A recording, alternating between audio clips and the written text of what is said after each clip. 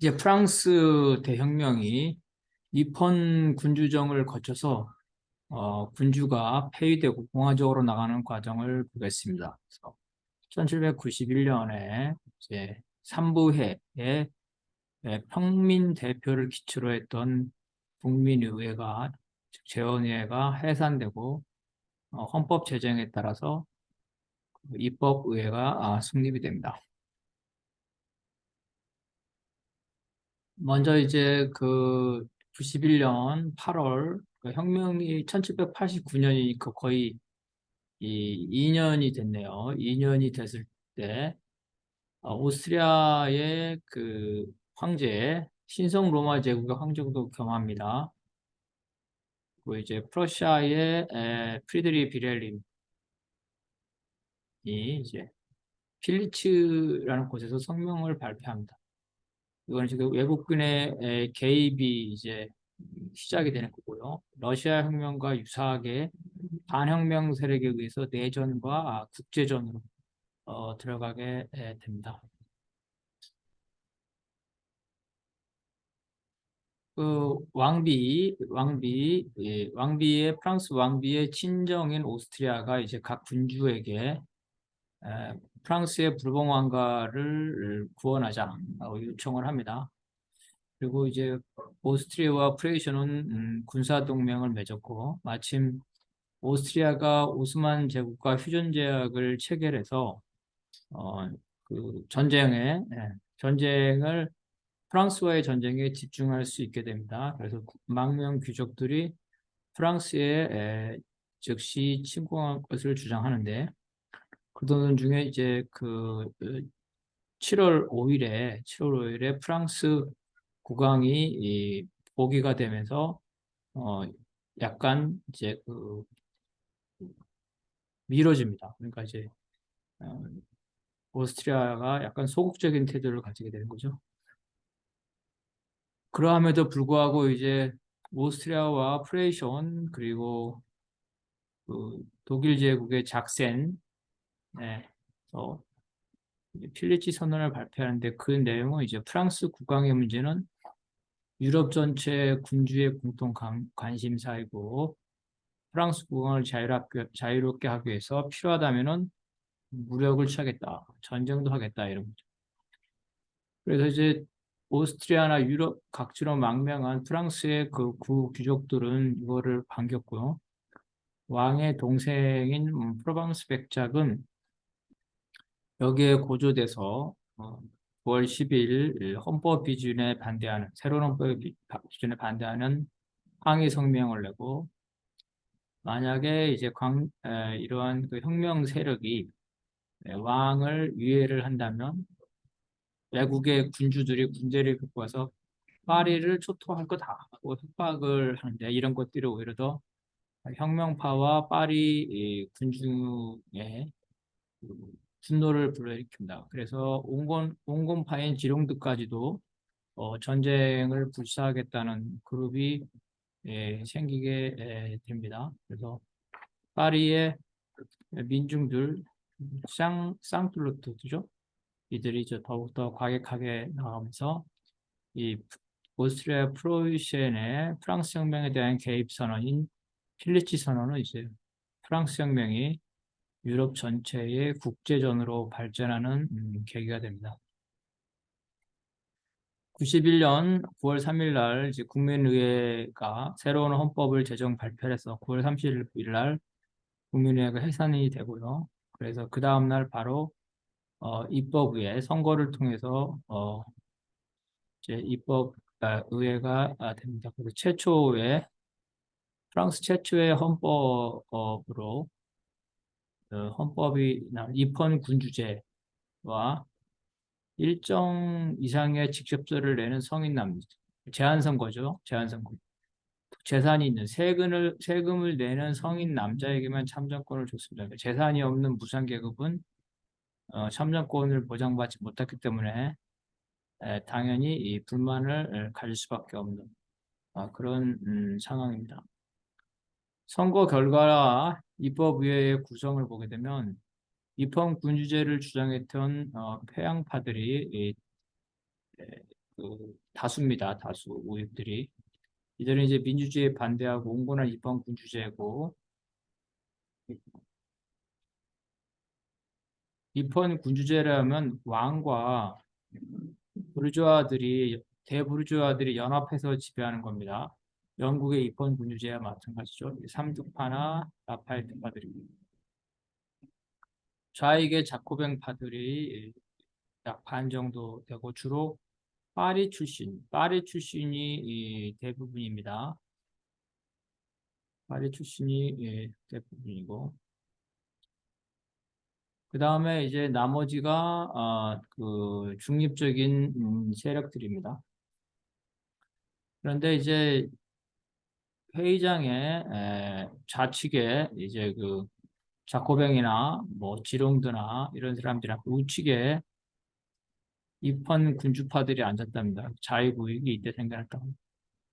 이 헌법에 따르면 국왕은 헌법 위에 있지 않고 헌법에 종속되고 헌법을 준수해야 되며 국가의 재정권은 국민에게 있었고 행정권은 이제 국왕과 대신들로 구성되는 내각에 있었지만 왕이 입법부 의원 중에서 대신을 고를 수가 없습니다. 또한 입법이 만료된 의원의 경우에 왕이 따로 행정직에 임명할 수도 없었고, 내각은 이제 의회의 감독과 간시를 받았고, 왕은 군수통수권이었고, 이에 이제 공수통수권은 의회가 국가 최고 권력 기관이었죠. 회의정부제다, 회의정부제. 루소의 주권론에 따라 인민주권에 따라 총회와 그 총회를 위임받은 의회, 그래서 회의정부제입니다. 이게 사회주의 국가도 대부분 회의정부를 하죠. 프랑스 혁명 내내 회의정부입니다. 헌법은 이제 삼권 분리의 형식적이었고 실제로는 의회가 모든 권력을 가졌습니다. 지방분권은 이제 강화했고, 아까 말한 대로 이 새로운 헌법은 세금을 내는 능동시민과 세금을 내지 않는 무산자로 나누고 참정권과 국민방위대 입대 자격을 재산이 있는 능동시민, 즉 부르주아에게만 한정했죠. 그래서 무산 계급들은 이 국민방위대에 들어갈 수가 없었습니다. 그래서 무산 계급들은 이 국민방위대와 별개로 파리의 무산 대중은 독자적으로 무장을 했습니다. 독자적으로. 그래서 왕당파의 군대, 그 다음에 이 부르주아의 국민방위대, 그 다음에 무산 대중의 자발적인 군대, 무장한 시민들 이런 형태로 삼각극적으로 세 개의 무장단체가 대립하고 있었습니다. 이러한 이제 왕당파들이 무산 대중에게 투표권을 박탈하자 이 무산 대중들은 바로 이 왕당파, 입헌군주파를 이 분노를 했으면 이들과 이제 싸우게 됩니다. 결국은 이제 귀족과 왕을 실권을 제거한 민중들이 바로 이제 입헌군주파의 핵심 대부르주아죠. 대부르주아들과 투쟁을 하게 됩니다. 자, 이제 프랑스 대혁명은 어, 왕의 운명과 관련을 하여 이제 전쟁으로 나아가고 그 왕을 폐위 내지 죽임으로써 공화정으로 나갑니다. 어쨌든 입법위의 당면한 과정은 일단 식량이 폭등하기 때문에 이 식량 폭등으로 인한 시위, 폭동, 그죠? 폭력 시위가 많았기 때문에 이런 것들을 해결해야 됩니다. 도시와 농촌에서 가난한 민중들이 폭동을 했고, 특히 이제 공공 특권을 유상으로 폐지하면서 이 민중들이 귀족들에게 이 공공 특권을 보상해줄 돈이 없기 때문에 여기에 대한 불만이 많습니다. 농민들이. 근데 그런 폭동이 끊이지 않았고, 한편으로는 이제 종교 현장, 그죠? 성직자들에게 프랑스 혁명의 정신을 지키도록 강요한 거죠. 그리고 카톨릭의 재산을 몰수했는데 여기에 반발하는 성직자들이 이제 그 귀족들과 연합해서 반혁명적으로 하면서 여기저기서 이제 공기가 나타나기 시작합니다. 지역에서는 이제 귀족들이 혁명파의 시장이나 지도자를 살해를 하게 되고요. 해외의 망명한 귀족들은 이제 오스트리아나 프로이션 이런 군주들과 협력해서 프랑스로 다시 쳐들어오겠다면서 이제 군사적 위협을 하게 됩니다. 결국은 이 1791년 의회에서는 이런 외국의 개입에 분노해서 이제 결국은 군주들, 그죠? 군주들에게 최후 통첩을 합니다. 프랑스 혁명을 개입하려는 군주들과 그다음에 해외로 도망간 망명 귀족들에게 최후 통첩을 하게 됩니다. 전쟁에 관한 입장을 보면 각각의 세력별로 약간씩 다른데요. 평양파나 중간파나 봉건한 공화주의자들까지도 이 전쟁에 그 동의를 합니다. 왜냐하면 이제 이 국내가 불안한 이유는 외국의 군주들과 망명 귀족들이 이 선동을 하고 이에 이제 승려나 그 귀족들이 호응하기 때문에 외국의 군대와 싸워서 이긴다면은 국내가 안정될 거라 이렇게 생각합니다. 또 한편으로는 이제 입헌 군주정이나 공화정을 지지하는 세력들이 이제 외국군과 전쟁을 한다면 프랑스군이 쳐들어간다면 프레이션이나 오스트리아처럼 절대 군주제에서 신음하는 국민들이 안에서 내란을 일으켜 프랑스 혁명에 호응할 거다.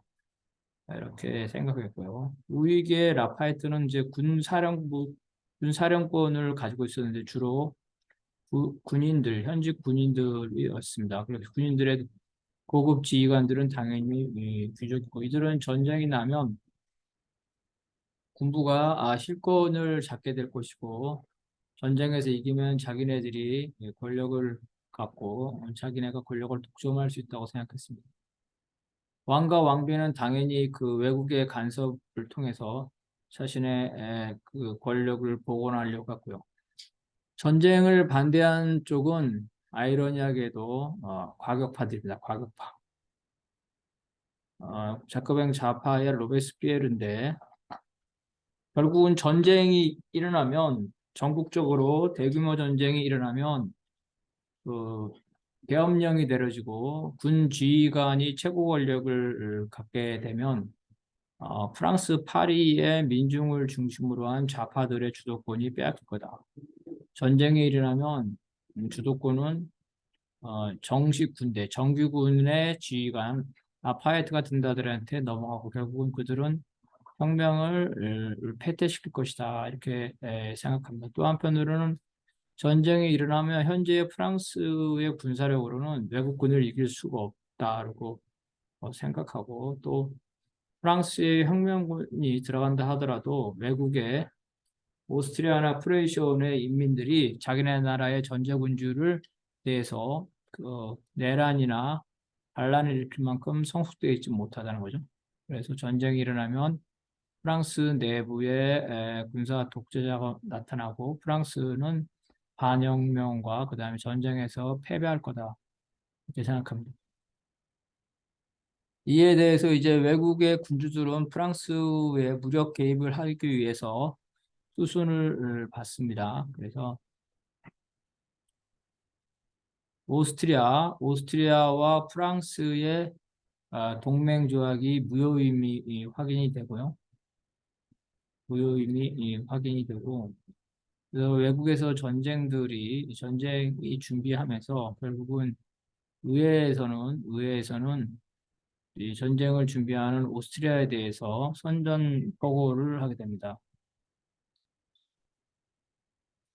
이 전쟁의 와중 중에 국민의회는 왕이죠, 왕의 호위병이죠. 왕의 호위병들을 해산을 하고 대신에 혁명을 보호하기 위해서 전국의 지방에서 그죠? 지방의 군사들, 연맹들을 소집을 하고 그 일부를 파리 근교에 병영을 설치하도록 합니다. 왕과 이제 그 회양파들은 라파에트와 협력을 해서 과격파인 자코뱅파를 해산하고 또 부르주아 군대인 국민방위대를 해산하고 망명교육국을 교육시키고 의회를 양원절하는 이제 반동이죠. 반혁명 쿠데타를 계획을 합니다. 이런 이제 그 입헌 군주를 주장하는 이 왕당파들의 이런 흐름에 대해서 파리 민중들이 이제 다시 공격을 하는데요. 공화정을 주장하는 지롱드파, 자코뱅 지롱드, 하여튼 공화주의자들의 선동에 의해서 파리 시민들이 왕궁에 난입을 합니다.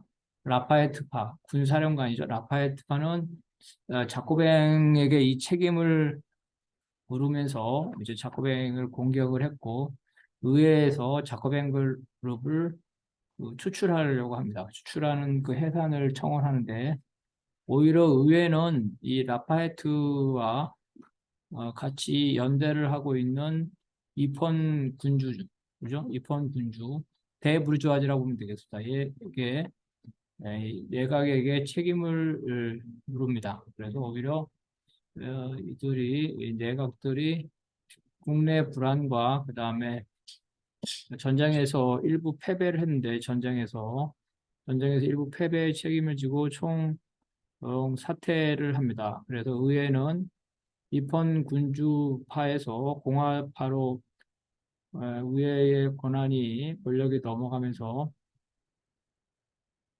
전체 프랑스 전국에 걸쳐서 국민 방위대를 소집하고 전원을 무장을 명령하고 전쟁을 준비합니다.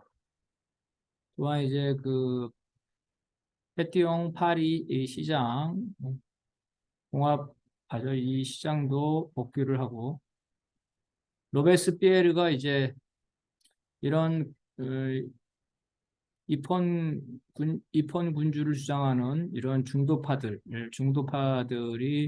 후퇴를 하자 로베스피에르가 더 강하게 입법위의 해산과 새로운 헌법을 제정합니다. 국민공회를 수립하는데요. 입법위가 재산이 있는 자만으로 투표권을 줬다면 국민공회는 재산이 없는 사람, 피동신문이죠. 피동신문까지 포함해서 보통 선거를 통해서 국민공회를 하자는 요구입니다. 전쟁은 다시 오스트리아 프로이션 연합군의 사령관이 이러한 그 그죠?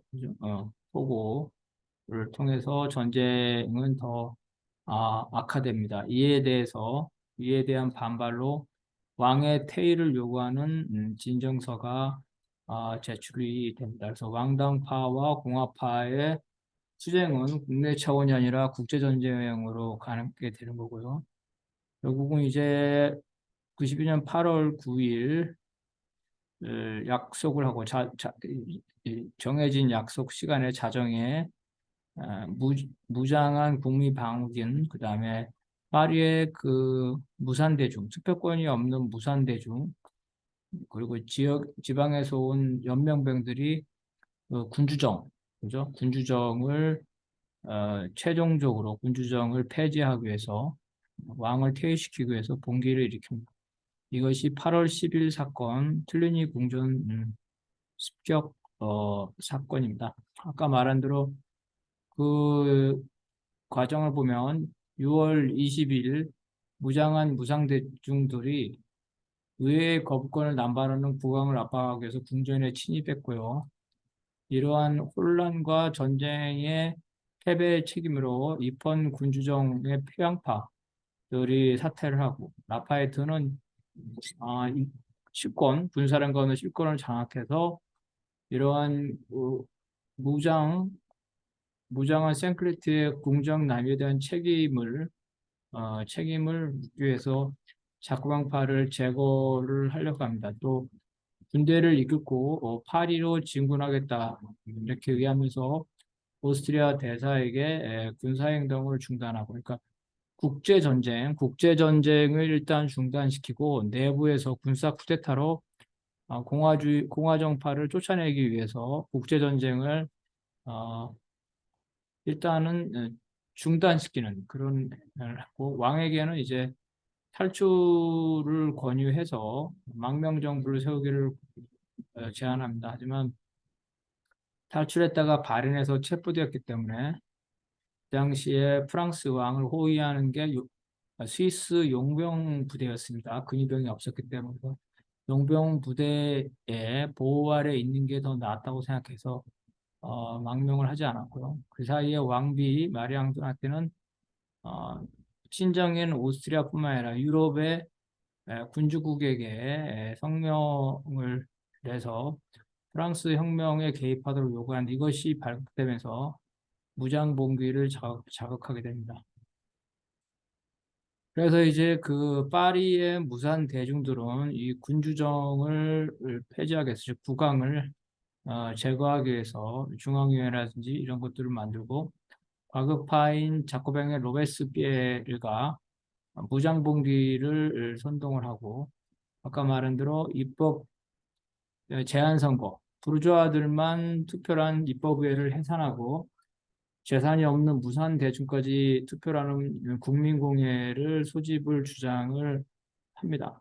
부르주아 계급에만 입각한 입법의회는 인민을 대표하지 못한다 이렇게 주장을 하고 결국은 공공파인 지령교파의 반대에도 불구하고 로베스피에르와 같은 자코뱅파의 주도로 무장봉기가 났고 루이 16세는 의회로 피신했지만 군중들은 의회까지도 침입해서 의회를 점령합니다. 군중들의 압박 속에 의회는 왕권을 중지시키고 국왕 일가는 다시 또 탕플탑에 감옥, 그죠? 갇혀지게 됩니다. 그래서 작병파의 당통을 중심으로 한 임시 내각이 만들어지고 피동심은 재산이 없는 시민까지 포함된 보통선거를 실시해서 국민공회를 구성할 것을 약속을 합니다. 이로써 군주제는 실질적으로 몰락하고 공화제가 시작됩니다.